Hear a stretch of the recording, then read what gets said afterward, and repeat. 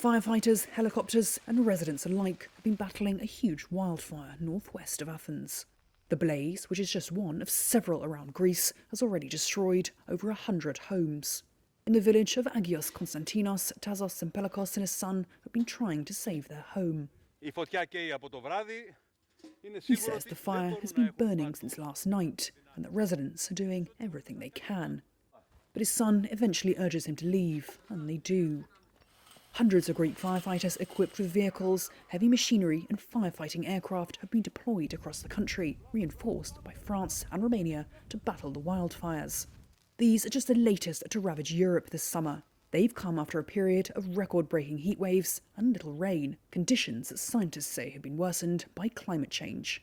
While devastating blazes in France and Spain showed signs of easing, villages in both countries have been destroyed and hundreds of thousands of people have been forced to flee their homes and holiday accommodation.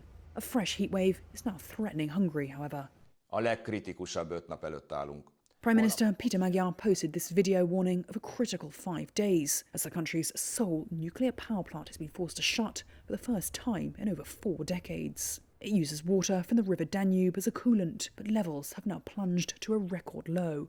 Hungary's drought has disrupted shipping and tourism and triggered water use restrictions in more than 100 cities and villages. A number of other European countries are also struggling with record lows in major rivers.